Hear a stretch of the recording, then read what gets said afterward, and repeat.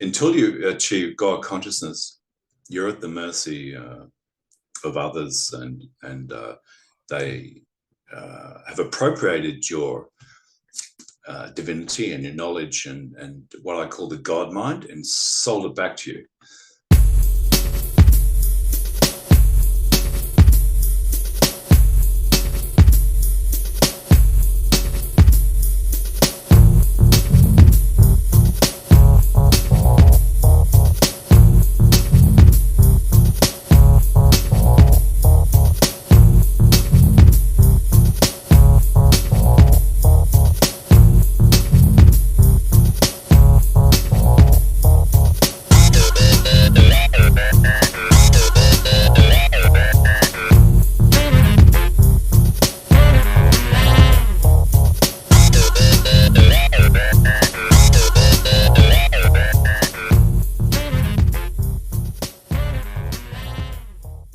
Welcome to Supernormalize, the podcast where we challenge the conventional, break boundaries, and normalize the seemingly supernatural. Join me, CJ, as we explore less uncharted realms of existence and unravel the mysteries of life experience. My treasured listeners, if you have a life story or healing modality or unique knowledge that you'd love to share, reach out to me at supernormalized, that's supernormalized with a Z, at proton.me. Let's together embrace acceptance of the supernatural and unusual as what it really is, completely normal. Today on Supernormalize, we have David Alan Aeon. David is an experiencer of a Samadhi state that actually involved a complete state change of his mind and body that has influenced all aspects of his life forever since. And he reached out to me. Well, actually, I read some of his stuff on Facebook and he friended me and we just started talking, and I said, let's get you on the show. So I'm sure you're going to enjoy this. It's going to be a big one. So there's going to be a few episodes in this. So if you enjoy this one, please tune in for the next one. But for right now, let's get on with the show. Welcome to Supernormalized, David Alan Aeon.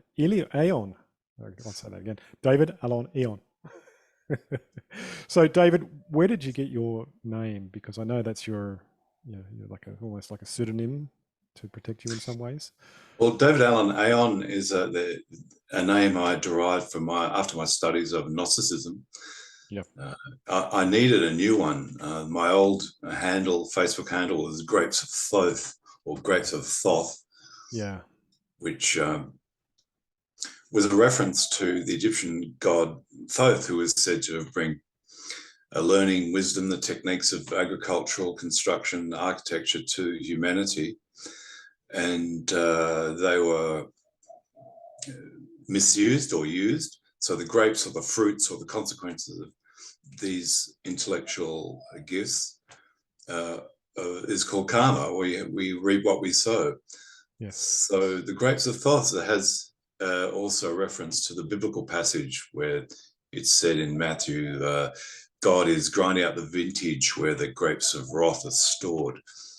So that we have an overlay, the Old Testament God, which was vengeful and full of punishments. But I found grapes of Thoth. I wrote a lot about the control matrix that humans are operating under. And I wrote a book called The Mortal Coil, which goes into a lot of this. But I find that it's feeding the fear paradigm a bit too much. Yeah, that was the time for change. So, yes, there's the NAA, the negative alien agenda. There's the implants, all the stuff that Carlos Castaneda talked about, the foreign installation. And I sort of uncovered a lot more than the superficial stuff. Like there's a primordial parasite that's entwined into our genetic structure, which is sort of designed to keep us down. So it's like a safety valve. If we go beyond a certain level of spiritual awareness, it'll be contaminated or defiled, or the ego will kick in and it'll bring us down again.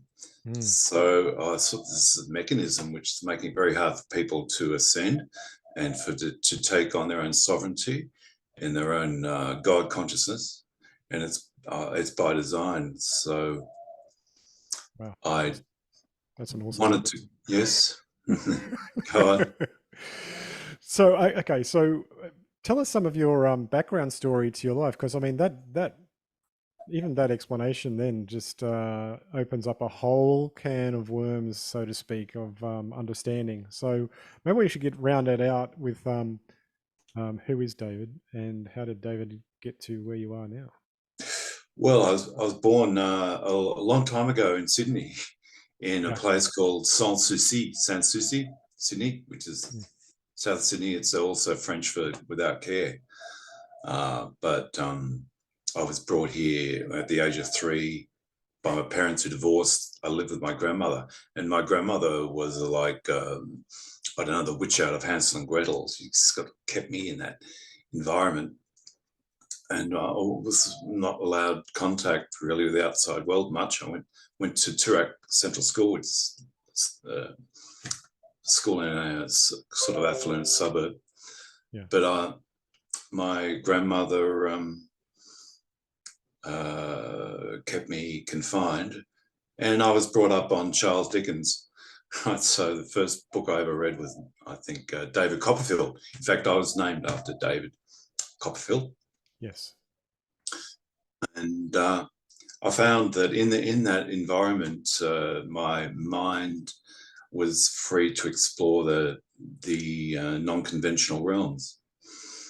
So, for example, I'd find the Rosicrucians would be knocking at the door, asking me if this is when I was like 8, as if the Rosicrucians were interested in me for some reason and How wanted me curious. to, they're offering initiations. So I was kind of fish out of water there, and really trying to work out who I was, because I look at myself in the mirror and ask myself, well, who are you really? Why are you here? It's like I've been blanked out. All my memories been destroyed or wiped out. So Was that a sense that you had, or is it just you intuitively knew that? it's absolutely, I intuitively knew that I was a being who'd been vaporized as far as my personality. So I had to build up this personality that I felt from nothing, which I did. But it's very unusual for a kid at that age to have these attitudes and insights and spiritual orientation. It made me an outcast. At the age of 13, I suffered an explosion, a chemistry experiment, and I was some fragments of glass into my right eye, so I became blind for quite some time. Yeah. So I was taken out of school for many months in hospital for the eye operations, and that affected a lot of things. And anyway, I managed to go to high school, graduated there, studied at Melbourne University, studied science, arts, and finally entered the world of theatre. So I became interested in theatre because all the world's a stage. I read a lot of Shakespeare, and I realized that this man had a lot of spiritual insight, this person, whoever he was, and I'm still not sure who Shakespeare was. He wasn't the guy from Stratford with no education. I think he was holding space for a lot of elevated, exalted consciousness who wanted to counterbalance the publication of the King James Bible, which reinforced this notion of the wrathful God and a belief in a dogma. Well, here you have the innate spiritual wisdom of that's inherent in Shakespeare. And if you read Shakespeare, like say Macbeth, you've got a really profound understanding of how spirits affect humans and the congress and commerce, if you like, between the spiritual world and humans and how they tempt us. And Othello's profound meditation on how our personal flaws and foibles are used by what is called the opposition, if you like, satanic forces, to bring us so when our free will isn't exactly violated, but we're deceived into consent, we are coerced into committing the most atrocious crimes in the belief that we're furthering our interests. So the more I became interested in Shakespeare, the more I wanted to enter the theatre world. So I entered the theatre world, and I wrote a few plays that were performed. Melbourne Theatre Company, Sydney Theatre Company. One of my plays had Mel Gibson in it. Wow, cool. Well, to be honest, Mel Gibson attracted the audience, and this is when he was young and beautiful. And my play was like a meditation on human interaction and the dynamic between an older woman and a younger man. And some lines he refused to say, like I said, man, one of the lines is, man is nothing but a billion-year-old tenacity of protein. So I'm not saying that, because even then he had certain deep-seated religious beliefs. His father was a Catholic, and some member of a reasonably senior member of that faction, Catholic Church. And so I had a lot of good discussions with Mel about religion. So I found that the theatre is a powerful way to affect people and to get a message across. And so I wrote some screenplays, and so I got to the point where I started experimenting with psychedelics. So anything specific? Specific, well, mushrooms and LSD, but it was only later in life. I became involved with a very wealthy woman. I think I can mention the name. His daughter, who was a privileged princess and wanted a father substitute because he'd abandoned her, sort of latched onto me. So we went to Los Angeles with ostentatious Sandy Gutman. He's a comedian. And we were trying to break into the world there, into that theatre world, and into the film world, which was inherently corrupt, I suppose. But I didn't know that. I just wanted to use the methods of the darkness to bring the light to the world. Sort of simplistic idea. So it was there. I was in Watts, downtown Watts, where it's all bilingual there, Spanish and English. And I was in a bus, and there's a light above the exit door, and it said Espera Luz. And Espera Luz, Spanish means wait for the light. It's like wait for the light, and then you can exit. So for some reason, I thought this is a sign. I realized everything's a sign that we're living in our own. Everyone's got their own truth, and they're living their own drama, and everything that happens in your life is for a purpose, I believe now. Yes. So all those synchronicities that you encounter and everyone you meet is designed specifically for you as a psychodrama, for you to enter this world that's beckoning. So it's watching what you're doing. So in a sense, this world is a school, you could say. It's also an arena for parasites that feed off you, but you don't have to. It's all a matter of you have free will. You can work it out. So I got the feeling the spiritual hierarchy are watching what you do. They'll put you in a situation and tempt you and see what happens. The way Othello was tempted by Iago, he's implanting this idea that Desdemona's fucking around, and he believes Iago because he hasn't got that purity and innocence of consciousness to see that she loves him, so he ends up killing her. And this is all of us are placed in situations like that, I think. My relationship with Robin, this rich heiress who was crazy psychotic sociopath, NPD, what we call narcissistic personality disorder. And I was hanging around with her with the hope that one day I wouldn't have to work too hard. So these temptations, and my life was actually turned upside down by this association with this woman. And I realized that we're all in our own play. We're all conducting our own dramas. So Espera Luz, wait for the light. And then I decided to go to Peru and join some ayahuasca circles. So I went to Iquitos and I stayed there and was taught a lot of stuff, a huge amount of downloads, a lot of material that I had to work through. I stayed with the Matas Indians for a while and was given a lot of instruction, I suppose, in the nature of this world and how it's conducted and who really runs the planet and who the archons are. And also I was introduced to this notion of the delusions of the astral plane. So there are many Maic from the Hindu term, illusory forms that we become entranced by. And we mistake that for progress, spiritual progress. For example, when I was at Espiritu Rio with Joe Tafur, who's a Western trained medico, and then Pablo Amaringo is well known ayahuasquero.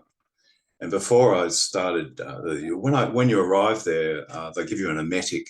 It's this bowl of some milky thing. You drink it and you throw up. It doesn't have any hallucinogenic effect. It's just meant to rid you of your toxins, and as sort of you turn you into a tabula rasa in a way, and receptive to these entities that are around, or these spiritual guides around the ayahuasca. And I was asked, like, what is it you want out of this session? I said, I want Christ consciousness.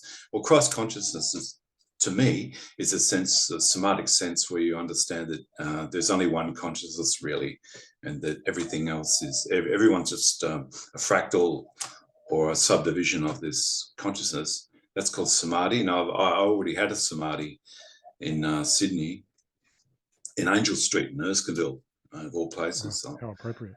And this Samadhi was one of the most profound experiences I've ever had.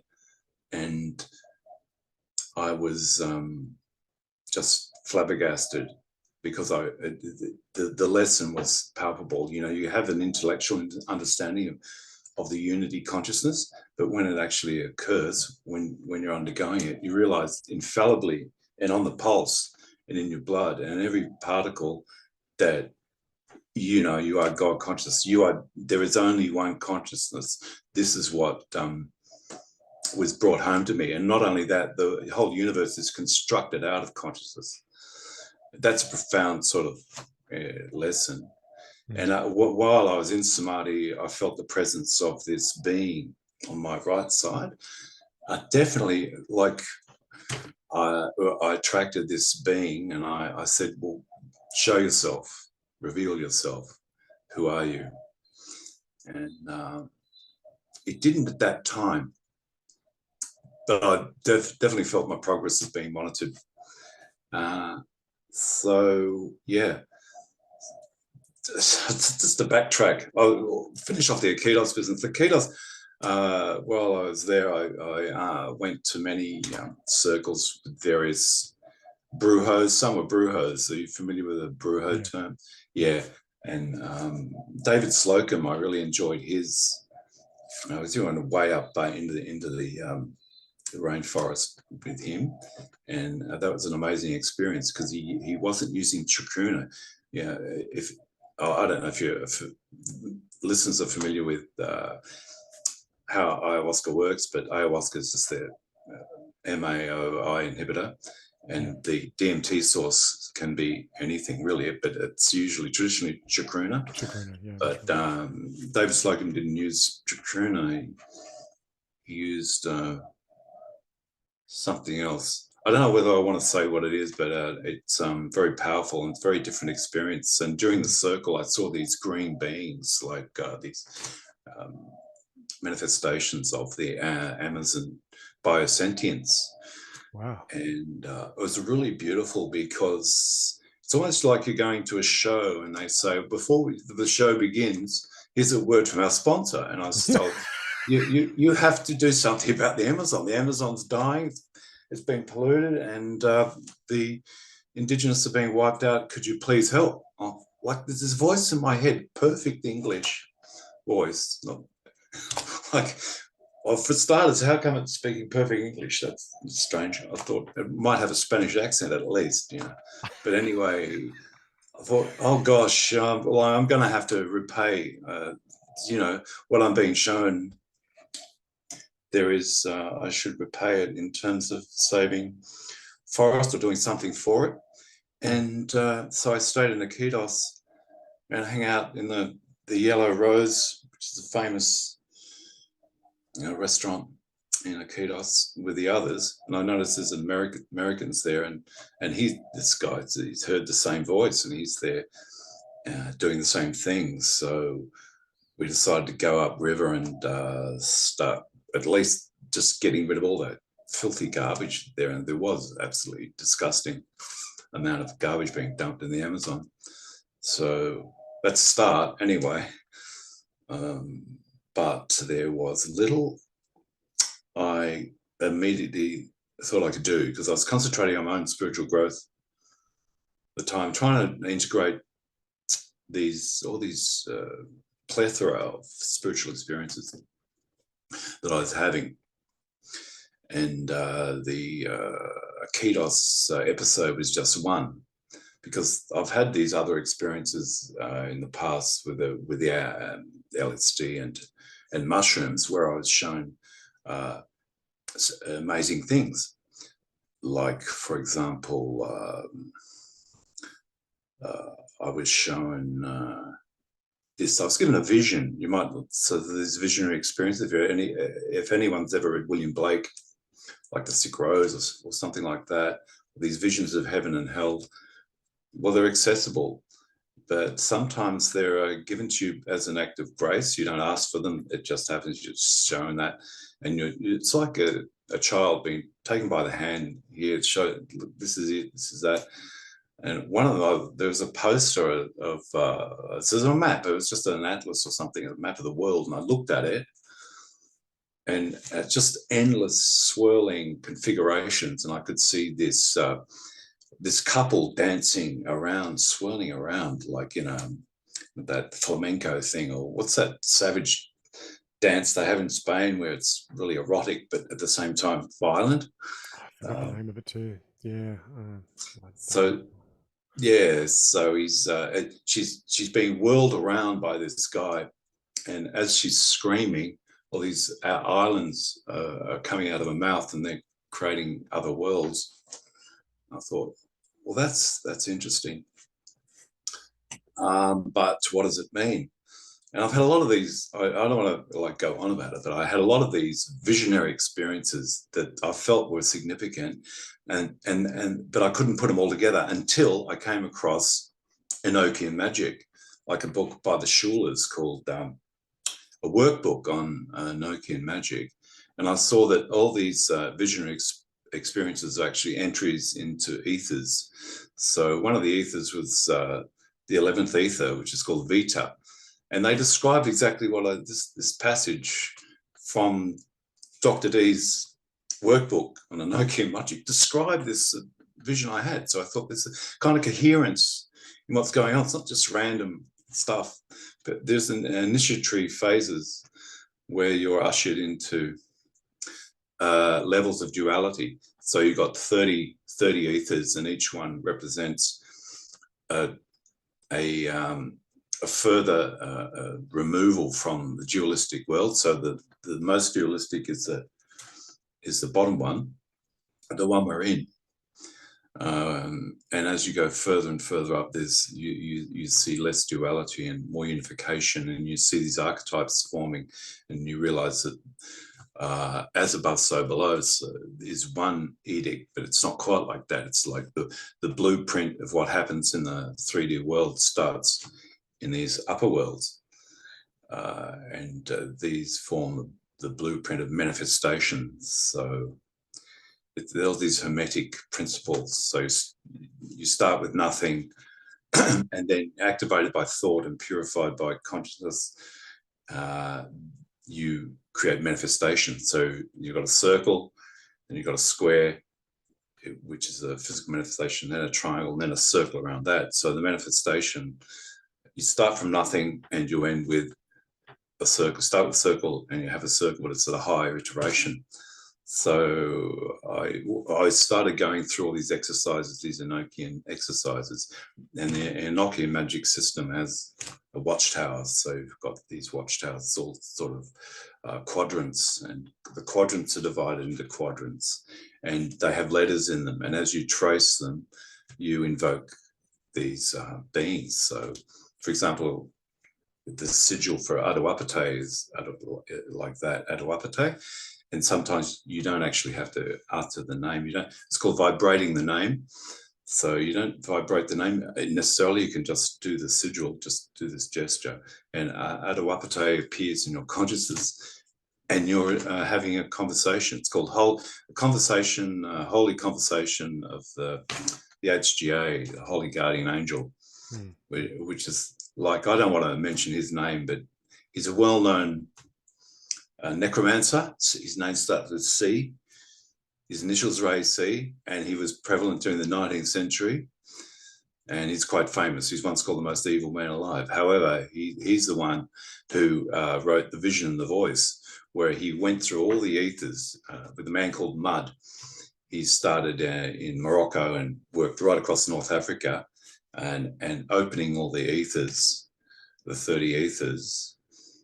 I don't know if your listeners are familiar with this man's work, but he reached a point where there's a ring past night. I think it's the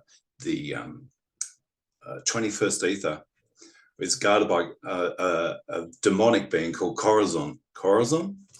Mm-hmm. Corazon is this fierce being, and you can't get any further unless you're ripped apart by Corazon, which is, I suppose, a correlative to losing your ego and having it demolished. So to enter the light body, you have to eradicate your ego.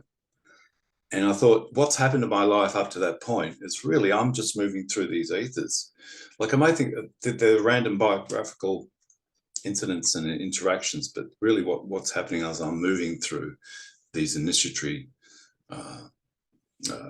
signposts or portals.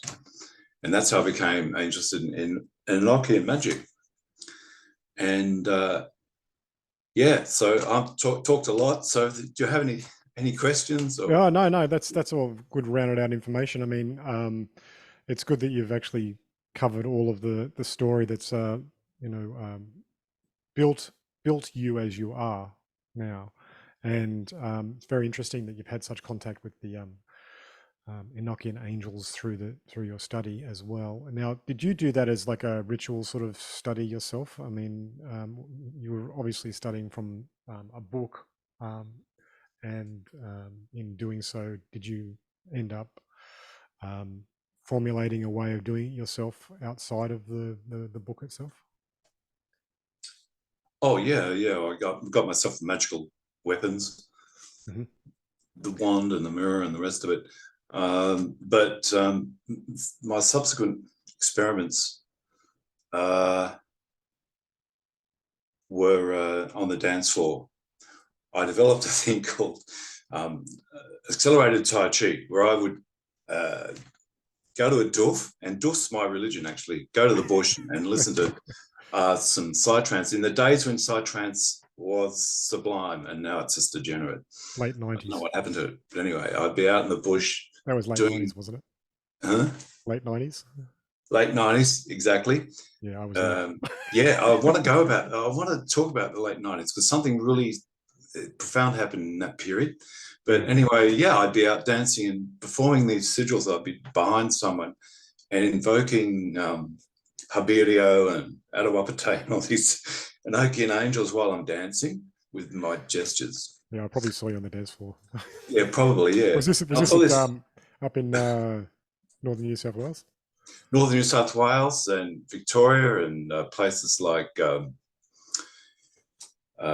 Rainbow. There was a really good one which featured infected mushroom. Oh, yeah. And no one knew about infected mushroom, and they just turned up at this little doof near Gosford, and oh wow, that was really these guys. were incredible. In those days, you thought, wow, who are these people? And this is before they ventured Got into big. Yeah. death metal or some nonsense they're doing now. Yeah, I know what you mean. I feel the same So, way. so I transferred my magical workings into dance moves, gestures, and sigils and vibration of the name in these contexts. And I thought something's working, because I just felt bliss all the time, and be having these visions of the brain divided up into these quadrants, just like these watchtowers of Enochian magic. And I suddenly understood how 3D worlds created through geometry, and I understood what these quadrants mean.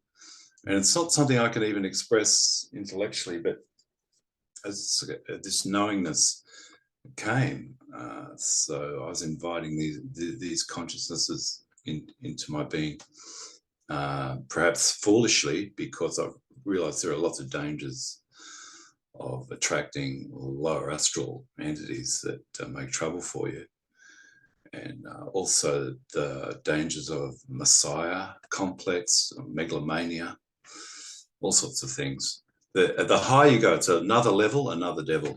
So the higher up you I go, like you that. get, huh? I like that. Another level, another Yeah. devil. There's always a devil there tempting you, but it will appear as someone who's guiding you, perhaps, or who understands you, or is giving you information, or there's always, it's addressing where you are and then putting a little drop of ego in there to contaminate it, right? To lure you down again, to keep you out of the bubble, because we're in a terrarium. I feel we're being grown for our what's called loosh. Yes. As Robert Munro is first to write about the loosh farming, and then I realized there's something really true about that. So I started reading the Gnostics, and the Gnostics had a whole cosmology about what they call the demiurge, this world's creation of the demiurge. And I don't know how much you know about Gnosticism, but the basic theory is that Sophia, who's Epinoia, decided to create a being without the consent of spirit or a consort.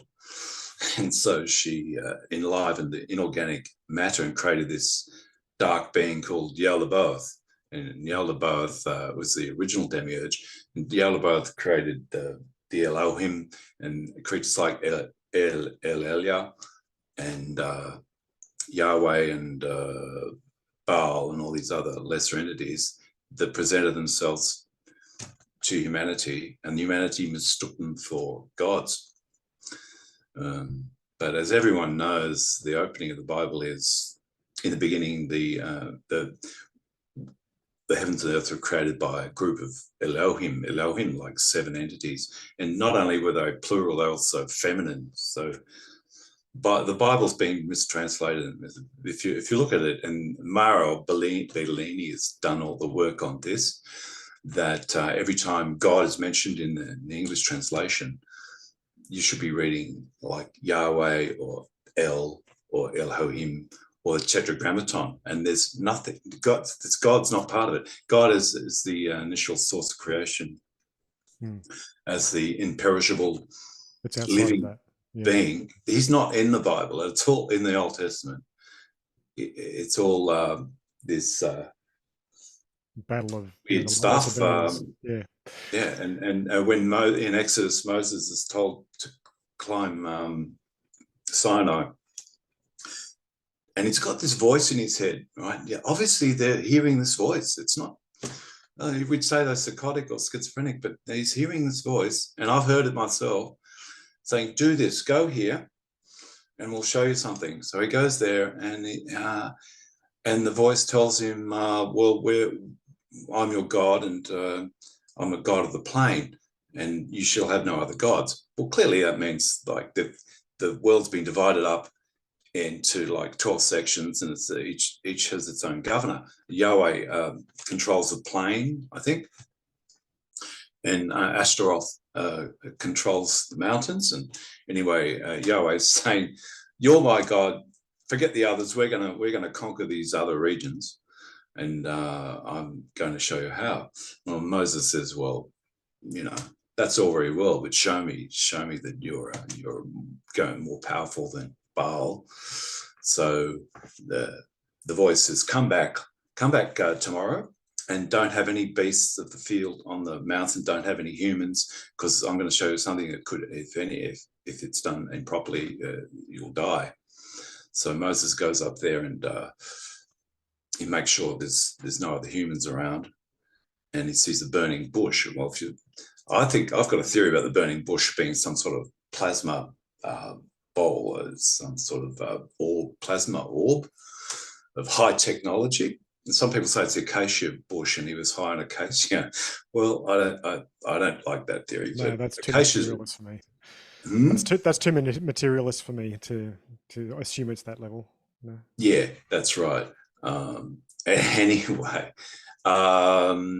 Yahweh says, "I'm going to show my glory." Well, the word in Exodus is kavod, meaning glory. But Mara Bellino says that doesn't mean glory. He says it should be left untranslated. So the kavod is this piece of technology, and it's like a roaring rocket ship. The more you read about it, it just looks like technology. He's got his he has to turn his back, and if he faces it, he'll die. And even so, he gets his flesh is seared, and he comes down the mountain like looking like he's just had 3,000 volts through him.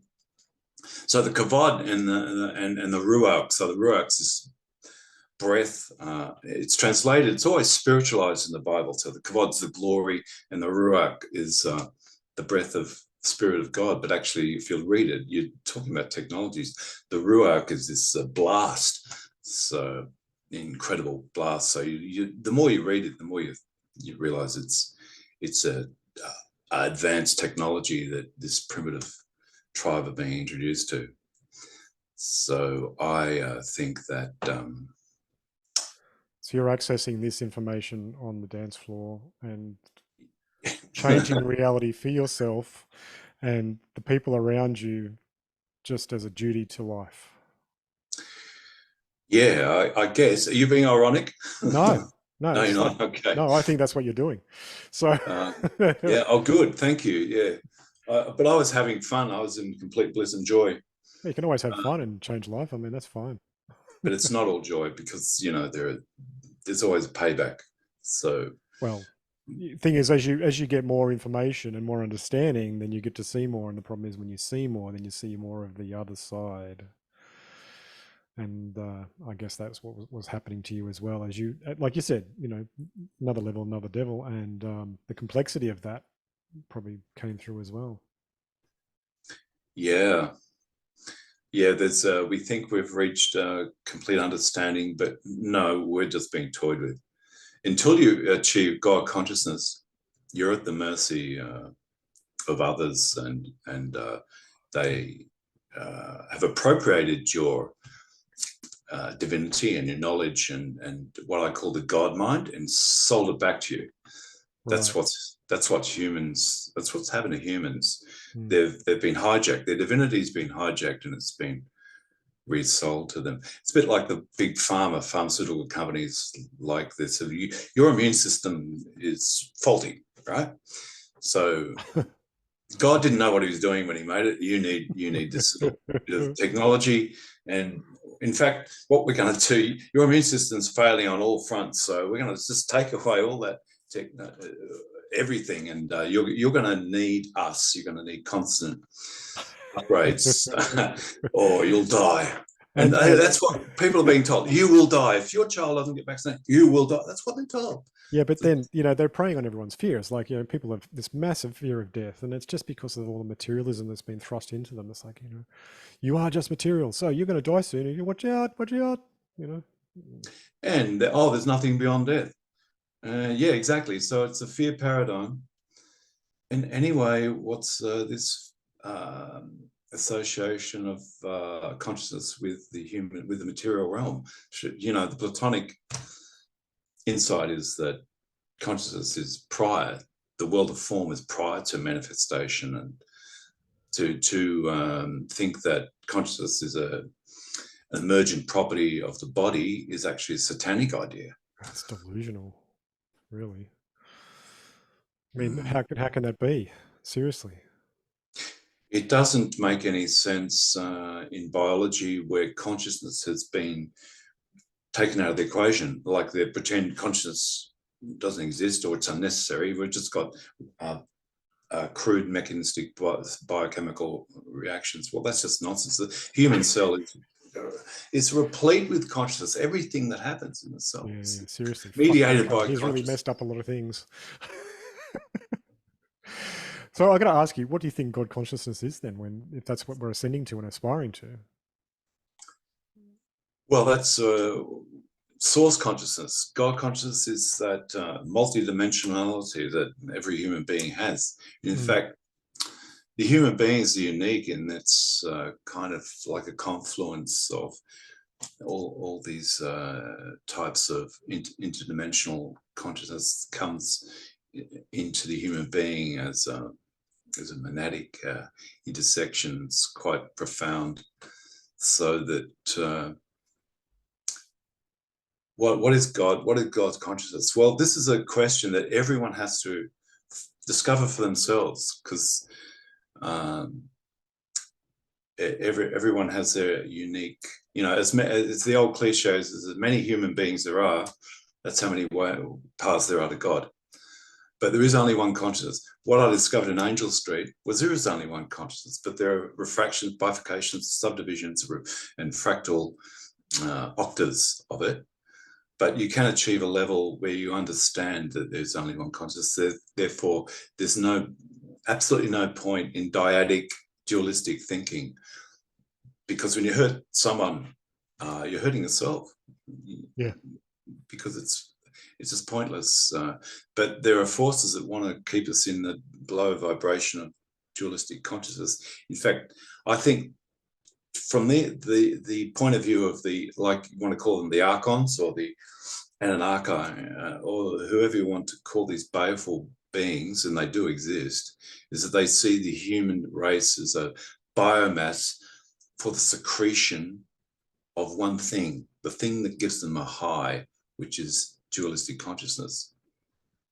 That's what they get off on. And they want this desecration of the spirit gives them a buzz. So that, there's a bacteria called Saccharomyces. There's a Saccharomyces anyway. It takes sugar and poos out alcohol, right? So it excretes alcohol, which humans like. So basically, we're consuming the excretory product of this bacteria called Saccharomyces, and that's why alcohol is. But there's an analogy here between us. We're excreting the stuff they like, and they put us in the conditions, like the way Saccharomyces bacteria put in certain conditions where it ferments and produces this thing. So the human biomass is put in this terrarium where it secretes this thing they want. You call it louche or dualistic consciousness, but it's a type of consciousness. And when you understand that consciousness runs the universe and that everything's constructed out of it, right? You understand how powerful your mind is, then you realize that our thoughts shape our reality. And they know this, people running the show.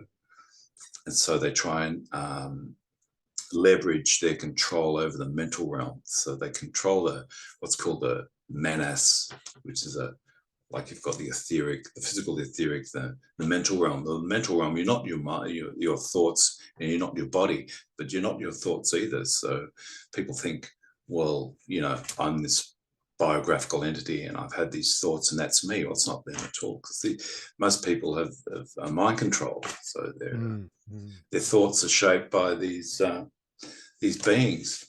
And that just as Moses was hearing voices, so there are technologies that are being used to do just that, to implant thoughts in humanity, and it's not just conditioning by the media. I've seen this technology. So I was in the desert a couple of years ago in the Central Australian desert near Pine Gap, and I was shown this technology that's used to oppress humans, and it's like, it just blew me away. So I thought, almost as if there's somewhere where they're generating this software and this technology should be shut down. I mean, if Yeah, you're like they live. Like they live. they live, that's so, right. It must be shut down at source. Yeah, the transmitter. Where's the transmitter? I mean, John Carpenter was all over it with that movie. But Carpenter, that guy's a genius. Yeah. And I mean, when he was at UCLA, he made this film as a student called Dark Star, and this is a genius film. It's a simple premise, low budget. Yeah. But if you know Dark Star, it's about this spaceship that's got one mission, which is to destroy any planet which show signs of life, because it's going to be threatening. Yeah. And the bomb that they use, this weapon they use is consciousness, and it's gone rogue. So it's decided to destroy the ship they're on because it's a danger, right? And the captain of the ship has to, he's in a deep, what do they call it, cryogenic suspension. And the guy running the ship is just some teenager who doesn't quite know how to handle this, so he wakes him up. So he wakes the ship's captain up from his cryogenic sleep. And so what are we going to do? So the solution is, how do you deal with a bomb that has consciousness? Right? So the solution was to teach it Cartesian skepticism. So it has a philosophical discussion, saying, how do you know you've been instructed? How do you know that you exist at all? How do you know that you're carrying out the correct criteria, the correct instructions, that you're carrying out your prime imperative, because you don't know anything except that you exist. And so the bomb, it's just a crazy conversation between the weapon and the captain, and it works. And the bomb says, the weapon has concluded that it's this radical Cartesian skepticism means that he alone exists. It's sort of like a radical solipsism. And this radical solipsism has infected humanity because it's confused with this idea of unity consciousness. It's not the same thing. It's an infected, inverted, satanic version of Samadhi. But anyway, that's another topic. But the bomb, the weapon itself, decides in the beginning was light.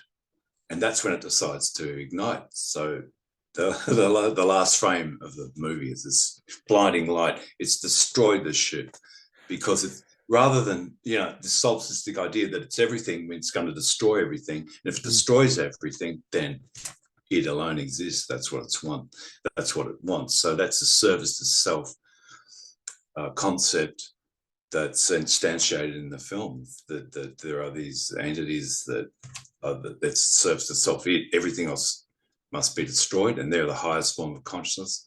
And there are beings and entities and races in the universe that think just that. Exactly. Like the lizards. So that's John Carpenter. And John Carpenter, he did The Thing. He did that was another brilliant film. Another brilliant film about this thing that can morph itself so you don't know who you're talking to. It looks just human. It looks like you. It's camouflaging itself. It draping itself in you. So it's very clever. That's what this parasite does. And this is how it's managed to escape detection for aeons. With what I call a primordial parasite.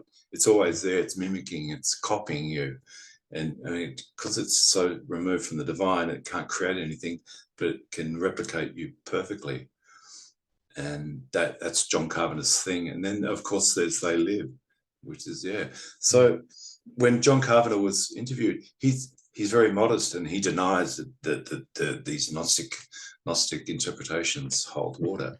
And you think, why are you doing that, you smart bastard? You just don't want to be knocked off, do you? You just want to You know what the archons to see. We know perfectly well that He you're wants a to keep high on level making initiate. films. Hmm? He wants to keep on making films. He wants to keep on making films. He doesn't. Yeah, that's right. So same with Philip K. Dick. Yeah.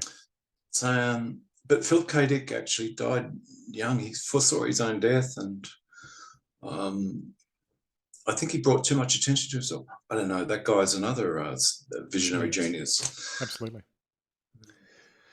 So, okay, so you're at a certain stage in life, and a lot of this understanding has influenced you, and you're moving along in life. But then you move back to Sydney, and what happened there?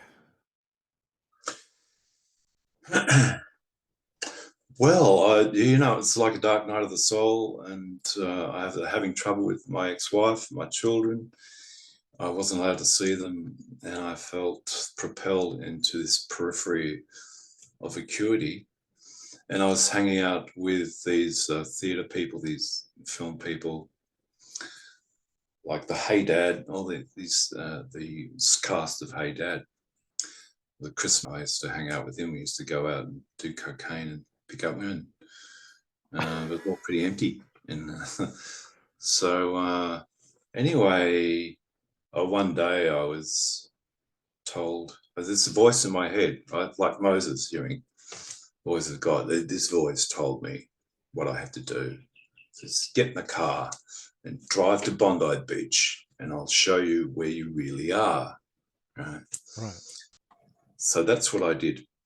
You were meditating at the time? You were meditating at the time? Any other processes you were involving yourself in to be Well, this is sober? at the tail end of just after the Samadhi experience in Okay. Angel Street. Yeah. So as if I'd passed some sort of prerequisite. Okay. So the prerequisite for going to the next stage was the Samadhic one, where you had this realization and understanding. And then there was this voice saying, well, we're going to show you what this next level of understanding and apprehension. So I went to, I did what I was told. Well, why do I go to Bondi Beach? It's just full of wankers. But no, there's something special about Bondi Beach. We started on the same location. It's a vibration, and obviously it's on the same latitude as Uluru. So yeah, temporal space and time. It's the same telluric currents going through there, and it's quite annoying. Very clear voice in my head, like, oh my god! If I told anyone that I was hearing this voice, they just lock me up. But it's very clear and explicit. Gave me instructions what to do. So I had to clean myself, have to wash myself. And so it was an initiation type process. Yeah, that's right. And as I'm driving along to Bondi, I hear these little squawky little voices say, we're the bits of consciousness that drive your car, So it's really weird. It's like, there's a horrible little, not horrible, but annoying little bits of consciousness thinking they're great because they can drive my car. So obviously there's a part of my brain which is sort of separate. It's devoted to drive my car. So it's on automatic. I don't have to think about it. These beings take over. But these beings think they sort of broke it off and imagined that they were separate from me. But I was showing this as an exercise. So everything that happened on that day was just to demonstrate something, to show something. And even the drive there showed me, well, do you realize that you're made up of these compartmentalized bits of consciousness that are separated and think they have their own awareness, but it's primitive sort of awareness, and this is a bit like what you are. So you think you're separate from the whole, from the gestalt, from the pleroma, but you're really just this squawking ego, right? So even after your samadhi, you've sunk back into this state. So I went to the beach and did the ritual cleansing. I went into this hotel. I forget what it was, the Grand Ocean or something. Into the bathroom, and my sunglasses fell, and the voice says, "Pick it up, pick it up." like a stern headmaster or something. Pick up your glasses. Come on. All right. So go to the beach and wait there on the on the grassy knoll, and you're going to bow down to the Holy Mother. The Holy Mother, the Gaian biosentience, or the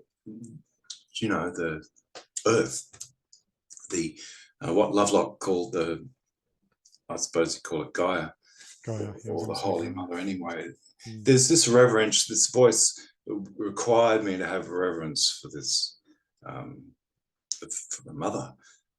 And then it said, we'll show you where you really are. And suddenly this, the sky, the surf, the grass, the buildings, they all disappeared.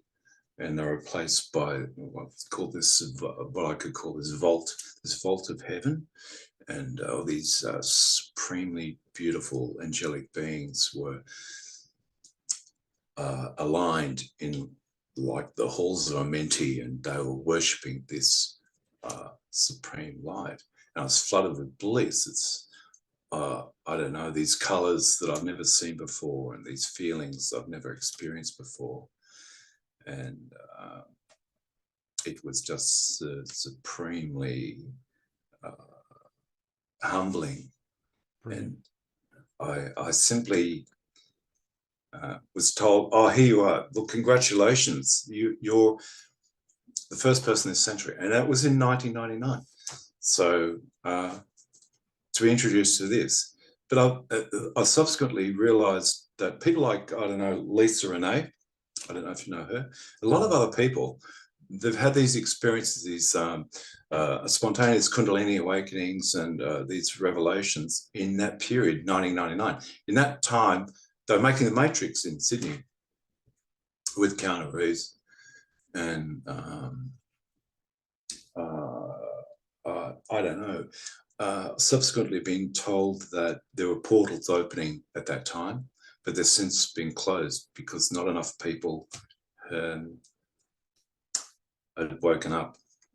Wow. So that they're using another method, which is like force majeure. So the Pleiadians, the Arcturians, and the others are getting involved. And this is subsequently what's happened to me now. Okay. This is what we do when we... I was going to say, how about we wind it up for this one? Oh yeah, good, yeah, good. Because I don't want to go too far into the depth of this story and of the your experience. We'll save that for the next episode, because there's a lot there to already digest for people from what you've said, even talking about your own life story, and it's been amazing and revelatory for me to hear what you've said, and I'm not sure that's the effect that other people are having right now. I think I have to sit down and have a think about it. And I imagine all those people driving their car just going, what? Wow. So how about we pause it there, and we save the next part of the story for the next episode. Oh, that's good. I thought you were going to do it all now and then edit it later, but that's fine. No. Do it in steps, because then we can, have time to digest. Yeah, for sure. Oh, that's good. Well, it's been fun talking to you. I'm sorry, I wanted to talk more to you about your experiences as well, but that's okay. Did you want to, wind it up? And yeah, we'll wind it up now, and I'll just talk to you afterwards as well. Will you send me another link another day? Yeah, we will do that. Yep. Okay. Right. So thank you so much for coming on Super Normalized today, David, and appreciate your time. And for everyone listening, make sure you tune into the next show. My pleasure. Bye-bye. Bye-bye. You're probably just as stunned as I am by what you just heard. There's a lot of information there to digest, and that's the reason why I've chosen to end the episode at this point. And the story that David has shown me and given me some background to is huge. So I'm certain this is going to turn into a number of podcasts, and I'm sure you'll enjoy each one of them, and I'll try and run them all in a series. So if you've enjoyed today's show, please like the show and share it to a friend who you think might find this interesting. And until the next episode, bye for now.